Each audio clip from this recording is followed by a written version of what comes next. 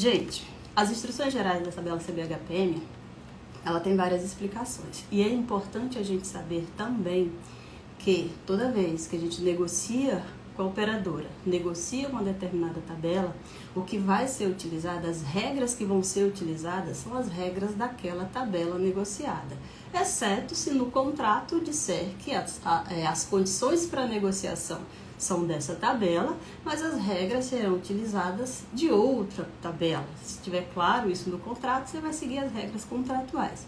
Se isso não estiver definido, a tabela que você negociar são as regras dessa tabela que serão utilizadas para cobrança, tá bom? O prestador tem que ficar atento quanto a isso, tá bom? E o que diz as regras, as instruções gerais da CBHPM, né? No item 2 da tabela CBHPM, ela fala sobre o atendimento de urgência. O atendimento de urgência, ele diz o seguinte, né? As instruções relacionadas à cobrança para o atendimento quando acontece em caráter de urgência. Os procedimentos que acontecem nos feriados locais, feriados nacionais, em finais de semana ou nos horários de 19 horas da noite até as 7 horas da manhã, cabe a cobrança de mais 30% sobre o porte desses procedimentos. Só um detalhe, gente, é o caráter do procedimento ser de urgência e emergência. Não sou eu, profissional médico, que decido fazer nos horários de urgência ou nos dias definidos como urgência e aí me cabe o acréscimo de 30%. Não me cabe. Só cabe a cobrança dos 30% se a condição clínica desse paciente justificar realmente essa urgência. Entendeu? É bom que isso fique claro, porque não são poucas as vezes que a gente observa a cobrança de 30% simplesmente porque o profissional médico decidiu agendar esse procedimento dessas características onde está previsto a cobrança dos 30%. Nesse caso, não requer a cobrança de 30% porque foi uma decisão do profissional, tá bom? Um procedimento autorizado em caráter eletivo pode se tornar um procedimento de urgência? Pode. Quem vai dizer isso é a condição clínica desse paciente. Você solicitou autorização para a operadora de um determinado procedimento. Seria em caráter eletivo, mas a condição clínica desse paciente agravou e foi necessária uma intervenção cirúrgica e foi dentro desses horários pré-estabelecidos ou dentro desses dias, dessas características pré-estabelecidas pela tabela, cabe sim a cobrança dos 30%, tá bom? O que vai justificar essa cobrança dos 30% é a condição clínica desse paciente, tá? O procedimento por si só, a condição clínica do paciente por si só, ela te diz se esse procedimento foi de urgência ou não. Uma apendicectomia, por exemplo.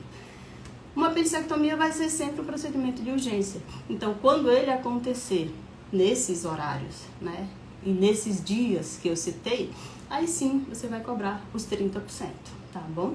São essas as condições para a cobrança dos 30%, é o que diz a tabela, tá? No item 3, nas normas gerais ainda dessa tabela, sobre os cuidados pós-operatórios. O que diz a tabela? Quais são as instruções sobre os cuidados pós-operatórios?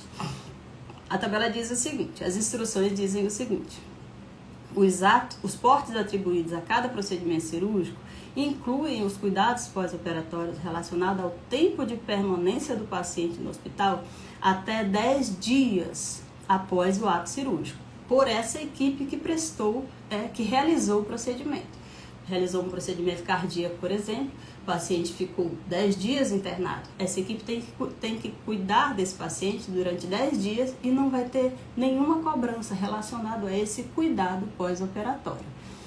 Detalhe, é sobre o cuidado, é em relação ao cuidado pós-operatório. Se houver a necessidade da intervenção cirúrgica de alguma outra condição clínica desse paciente, não está incluído, não faz parte desse ato cirúrgico, é outra coisa, tá? A tabela está falando sobre os cuidados pós-operatórios deste ato cirúrgico, exceto se essa intervenção foi em relação a uma condição que foi gerada a partir desse ato cirúrgico. Aí vai ser avaliado pela auditoria. Mas, porque a tabela está falando em relação aos cuidados pós-operatórios desse ato cirúrgico acontecido no primeiro momento. Se eu solicitar um parecer médico de um otorrino, por exemplo, esse paciente fez a cirurgia cardíaca, nada a ver, o paciente está internado e pode ter, sim, a necessidade da intervenção por uma outra equipe cirúrgica ou por meio de uma outra condição clínica. Então, sim, nesses casos, aí cabe a cobrança desse atendimento, tá bom? É só em relação aos cuidados pós-operatórios, tá bom? Valoração dos atos cirúrgicos. O que diz a tabela no item 4, relacionado aos atos cirúrgicos, sobre as vias de acesso? Ela diz o seguinte: quando o procedimento acontecer, né, quando acontecer mais de um procedimento, e esse procedimento aconteceu, a equipe acessou esse procedimento, realizou esse procedimento, acessando por meio de uma única via. O que é por meio de uma única via? Foi uma única via de acesso, foi a forma que ele chegou a esse primeiro procedimento, é a mesma forma que ele chega ao segundo. Imagina, por exemplo, uma esterectomia e uma oforectomia. Esterectomia retirada do útero, oforectomia retirada do ovário. O profissional médico, a equipe cirúrgica, teve uma única via de acesso, né, acessou uma única via para realizar esses dois procedimentos nessas duas estruturas anatômicas. Então, o procedimento de maior valor será cobrado 100% dele, e para o segundo procedimento de menor valor será cobrado 50%, tá, relacionado ao porte a ele aplicado. Ou seja, se o primeiro procedimento custa R$1.000, por exemplo, o segundo procedimento custa R$200. Para esse primeiro procedimento vai ser cobrado R$1.000, para o segundo procedimento vai ser cobrado R$100, ou seja, 50% dos 200 previstos. É 50% do porte atribuído a ele, tá bom? Quando é via de mesmo acesso. Quando forem vias de acesso diferentes, a tabela diz que para o primeiro procedimento ou para o procedimento de maior valor se paga 100% do porte, e para o segundo procedimento se paga 70% do porte. Imagina um acidente automobilístico, o paciente fraturou as duas pernas. São vias de acesso distintas. Para o primeiro ou para o maior você paga 100, para o segundo você vai pagar 70. Vias de acesso distintas, tá bom? Ficou claro? E a gente está falando sobre porte, gente. O procedimento, normalmente o procedimento cirúrgico, ele requer o custo operacional. Então, nele tem custo operacional, o porte do procedimento, e também às vezes tem o porte anestésico, né? Normalmente tem o porte anestésico. Nós estamos falando do porte do procedimento, nós não estamos falando de custo operacional, tá bom? Tem uma pergunta: 70% apenas para o segundo. Se forem 3 vias de acesso, com 3 vias de acesso, 70% também. Segue, tá? Se forem vias distintas, ainda que sejam 3 procedimentos, primeiro procedimento 100%, e aí tem mais 2 procedimentos seguidos, e cada um foi via de acesso diferente, 70% para os demais, tá? Não é tão comum, mas é possível que aconteça. Quem perguntou foi a Rafa. Tá bom, Rafa? Então é isso. Quando duas equipes atuam, gente, duas equipes distintas realizam simultaneamente atos cirúrgicos diferentes, a cada uma dessas equipes é atribuído os 100% do ato realizado, tá? Imagina um politrauma, por exemplo, tá? O paciente sofreu politraumatismo. Aí o paciente precisou que nesse ato cirúrgico atuou tanto a equipe de ortopedia quanto a equipe de cirurgia geral, por exemplo, né? Também danificou a estrutura abdominal ou a cavidade abdominal e precisou da intervenção da cirurgia geral. E aí são duas equipes distintas, duas equipes diferentes. Aí você vai pagar 100% para cada ato dessas equipes distintas. Se na equipe de ortopedia ela precisar atuar em 2 procedimentos, e aí são procedimentos de vias iguais, né? Única via ou vias distintas, aplica a mesma regra para cada equipe, tá? Não vai aplicar, não pensa que você vai pagar 100%, imagina que o procedimento aqui da equipe de cirurgia geral é maior, o valor é maior do que o da equipe aqui de ortopedia. Então eu vou pagar 100% para a equipe de cirurgia geral e 70% para a equipe de ortopedia. Não, são equipes distintas, tá? A regra vai ser aplicada da mesma forma, primeira via ou segunda via, mas em relação ao trabalho das equipes, tá? Em relação aos atos praticados por cada equipe. É assim que a tabela estabelece, tá bom? E quando um ato cirúrgico também, tá, não for parte integrante de outro, tá? Quando o ato cirúrgico for parte integrante de outro, esse ato cirúrgico que faz parte do primeiro, ele é chamado de procedimento excludente, ou seja, o primeiro procedimento exclui o outro. Eu não cobro. tá? Eu só cobro o valor do primeiro procedimento. Um exemplo desse imagina uma cirurgia aberta na cavidade abdominal. Não é mais tão comum, porque a tecnologia hoje está avançada, então hoje cada vez mais as cirurgias acontecem por vídeo, cirurgia robótica, mas uma cirurgia aberta, por exemplo, você não vai cobrar, e aí você foi acessar o ovário, ou seja, você foi fazer uma oforectomia em cirurgia aberta, você precisou fazer uma laparotomia, uma incisão cirúrgica, a chamada laparotomia. Você não vai cobrar a incisão cirúrgica, você não vai cobrar a laparotomia, porque ela foi a via de acesso para você chegar à realização do outro procedimento, ou seja, ela é parte integrante, não tinha como você chegar nessa estrutura sem fazer a incisão cirúrgica. Nesse caso, ela faz parte do outro procedimento. Existem vários procedimentos laboratoriais, ambulatoriais, uns inclusos nos outros. Então, a gente precisa conhecer as regras. Quando você vê as instruções gerais, se você ler aqui a CBHPM, você vê que no final de cada capítulo tem umas orientações, tem as instruções e fala também sobre os códigos excludentes. Então, é bom dar uma olhada.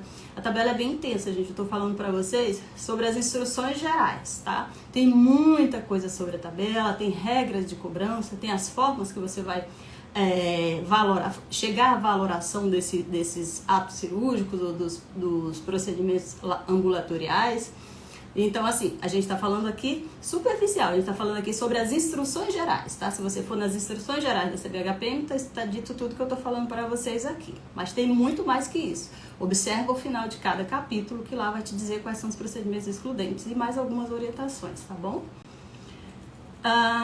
Tem uma observação aqui na tabela, gente, o item 4.6, ele fala o seguinte, que quando a equipe cirúrgica realiza cirurgias em crianças com peso inferior a 2,5 kg, fica previsto o acréscimo de 100% sobre o porte do procedimento realizado. Ou seja, o valor do procedimento dobra quando uma criança tem um peso inferior a 2,5 kg, tá? Isso é uma observação que normalmente as pessoas não atentam, mas sim, é importante observar, porque você, prestador, pode sim cobrar, tá? Pode cobrar 100% a mais do valor desse procedimento, tá?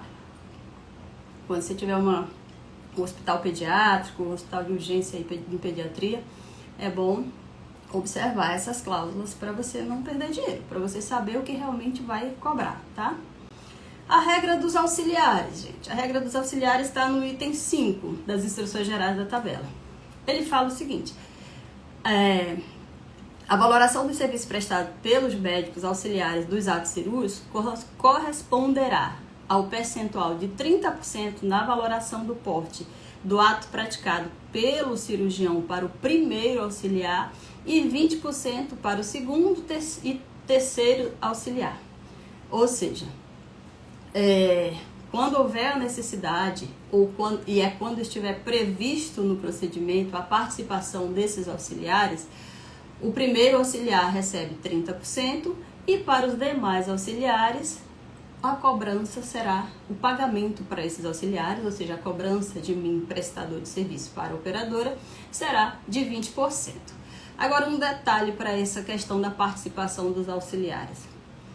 Não é porque o procedimento requer ou prevê a participação desses auxiliares que eu vou cobrar esses auxiliares, independente da ratificação ou da comprovação da presença desses auxiliares, da participação desses auxiliares. Não, gente. Não é só porque o procedimento prevê que eu vou cobrar. Eu só vou cobrar se realmente teve a participação desses auxiliares. E como é que a operadora vai ver isso? Pelo seu boletim anestésico, pelo seu relatório cirúrgico. Lá o auxiliar precisa ter estado presente, precisa assinar. É necessário a presença do auxiliar participando realmente, tá? Se o procedimento prevê 1 ou 2 auxiliares, mas eu, enquanto cirurgião, na minha equipe cirúrgica, eu não tive a participação desses profissionais, eu não vou cobrar. Não é só pela previsão da participação, é pela estada desse profissional, é porque esse profissional realmente esteve presente, atuou no ato cirúrgico, tá bom, gente? É importante observar isso, tá?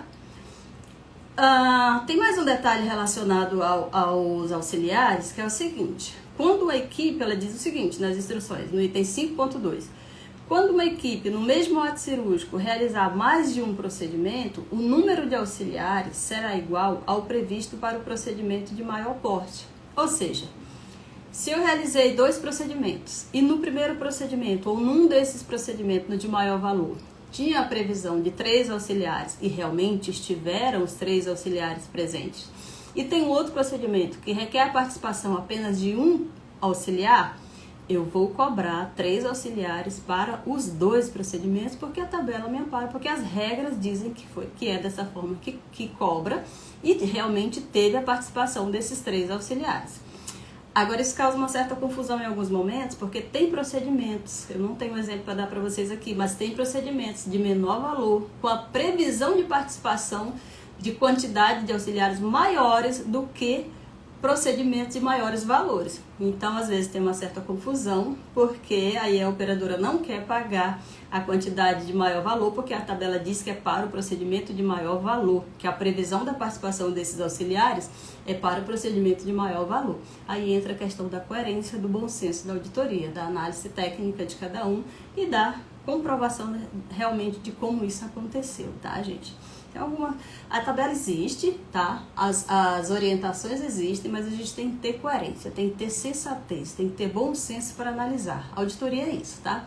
Se tudo que a auditoria fizesse estivesse definido num papel, a gente não precisaria nem do auditor. Seria um cara crachá aqui do contrato com o que está na conta hospitalar. E não é assim que funciona. Tem que ter bom senso, tá? O exemplo disso é a questão da urgência que eu falei inicialmente. E também da presença do profissional, não necessariamente porque requer a participação de acordo com o procedimento, tá? Essa regra dos auxiliares, gente, ela foi mudada a partir da tabela CBHPM de edição 2018. Eu não tenho nenhuma negociação da edição 2018 aqui na área de ação onde eu atuo. Se vocês tiverem essa negociação da tabela CBHPM 2018, para o primeiro auxiliar, você vai cobrar 60%, para o segundo auxiliar, você vai cobrar 40%, para o terceiro auxiliar e para os demais, fica o percentual de 30%, tá? Essa regra, ela foi alterada, mas é para a tabela negociada 2018. Se você tem a negociação da 2012, da 2014, da 2010, das edições anteriores a essa, o que você vai utilizar, a regra que você vai utilizar é a regra da tabela que você negociou com a operadora, tá bom? Você não vai utilizar simplesmente porque alterou agora 2018 não, tá bom? E no item 6, sobre as condições de internação, a tabela fala o seguinte, tá? Quando o paciente voluntariamente decidir internar-se ou adentrar em uma acomodação diferente do que prevê o plano dele, ou seja, o paciente tem direito, ele fez um plano que dá direito à enfermaria. Ele chega ao hospital e ele decide internar no apartamento. A responsabilidade da diferença de valores de honorários, que no caso, quando é apartamento, o valor é dobrado do porte, tá? Quem vai se responsabilizar por essa diferença de valores é o próprio paciente. A operadora não vai se responsabilizar por essa diferença do valor em relação à enfermaria. Então, prestador, quando você observar o plano de saúde do paciente e ele dá direito à enfermaria e o paciente decide internar em apartamento, negocia com ele no momento da internação. Tanto a diferença dos valores do ato cirúrgico que vai ser praticado, quanto toda a questão que envolve a diferença de negociação que você tiver feito com a operadora em relação à acomodação apartamento. É responsabilidade do paciente, tá bom? Então, não interna o paciente, não leva o paciente para uma acomodação diferente da que é esperada, imaginando que você vai mandar essa cobrança para a operadora e você vai receber. Você não vai, você vai tomar glosa. Então, negocia com o paciente, explica para o paciente, deixa claro quais são as regras, mostra para ele o que é a sua negociação com a operadora e o que prevê essa negociação. E aí o paciente decide se ele realmente quer ficar em apartamento. Mas aí, está claro, faz um contrato também, tá? Não faz isso de boca, faz um contrato. A não ser que você faça isso previamente. Mas não, hoje tudo gera questão judicial, tudo gera demanda jurídica, então te respalda. tá? Inclusive com detalhes relacionados à internação mesmo, a entrada desse paciente no teu hospital. Te respalda em tudo, tá? Monta contratos e deixa isso claro, tá bom? Gente, não estão sujeitos à condição desses itens, ou seja, essa aplicação de porte cirúrgico ou de porte do procedimento dobrar quando se trata de apartamento ou enfermaria não dobrar, quando a gente está falando de procedimentos ambulatoriais, tá? Diagnósticos e terapêuticos. Isso aí não entra nessa parte dessa condição de internação, tá bom? Essas instruções gerais, gente, elas são definidas pela AMB, pela Associação Médica Brasileira. Essa tabela CBHPN é Classificação Brasileira Hierarquizada de Procedimentos Médicos. É uma tabela da Associação Médica Brasileira. Quem define as regras, quem define toda essa estrutura é a Associação Médica Brasileira. Quem é responsável por essa análise, quando você fala em análise de procedimentos, os procedimentos são de responsabilidade da auditoria médica, análise disso, técnica. Quando a gente fala de auditoria técnica e quando a gente fala de análise técnica para procedimentos, a responsabilidade disso é do médico. A enfermagem sabe, deve saber, deve, mas a responsabilidade técnica de análise é do médico. E agora eu, enquanto prestador, tenho que conhecer todas essas regras para eu cobrar corretamente, né? Para eu cobrar o que é devido e para eu não cobrar o que é indevido e depois causar esse desconforto entre mim e a operadora, tá, gente? Então, resumidamente, essas são as instruções gerais, um pouco das instruções gerais, porque tem muito mais, como eu falei para vocês. Se vocês observarem no final de cada capítulo das instruções gerais, tem orientações sobre procedimentos excludentes, tem orientações sobre cobranças. Então, dê uma olhadinha, se você quer só um aperitivo das instruções gerais dessa tabela, mas tem muito mais, tá?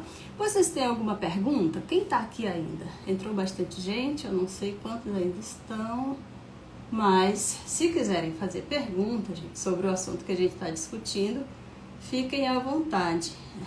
Rafa, você que perguntou sobre aqui o percentual para cada via de acesso, ficou claro? Requer alguma orientação diferente do que a gente falou aqui? Gente, fiquem à vontade. Se quiserem fazer questionamento, a gente ainda tem um tempinho para falar. Se não, a gente encerra por aqui. Ah, sim, Rafa, que bom. Ficou claro, né? Então, tá bom. Gente, hoje é o dia da nossa eleição, né? Vamos votar com consciência. Quem já votou aqui? Todo mundo que tá aqui acho que não votou não, né? Porque o horário inicia às 7 da manhã. Pelo menos aqui em Manaus, acho que em todo lugar inicia às 7. Só que a gente tem a diferença de fuso. Mas eu acho que vocês vão votar à tarde, né? Eu vou votar à tarde. Votem com consciência, vamos tentar optar pela melhor decisão para o nosso país. Bom dia, para falar um pouco sobre a cobrança dos anestesistas. Pode falar um pouco sobre cobrança do anestesista? Quem é? Mandica. O porte anestésico, ele varia do porte 1 ao porte 8. Quais são o que você gostaria de falar exatamente sobre o porte anestésico? Qual é a sua dúvida necessariamente sobre o porte anestésico? Poderia fazer uma live sobre cobrança? Porque dá realmente uma live, né, Rafa, sobre porte anestésico. Se tiver uma dúvida específica aqui, a gente fala. Se não, eu prometo a vocês que a gente monta uma live aqui para falar sobre anestesia. Tem muitos critérios, tem muitas coisas sobre anestesia, sim. A gente pode falar, mas se você, Mandica, fala seu nome correto aí, que eu não estou entendendo direito seu nome. Mas enfim, se você tiver uma dúvida específica, fala aí. Cobrança do honorário. Mas qual cobrança? Não estou entendendo qual é a sua dúvida. Cobrança do honorário, mas o que exatamente? Fala aí. O que você quer saber sobre a cobrança? Amanda.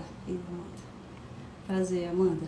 Qual é a sua dúvida em relação à cobrança do honorário? Qual é a sua dificuldade em relação a cobrar o anestesista, o honorário do anestesista? Fala aí, especificamente, para a gente ser mais prático aqui.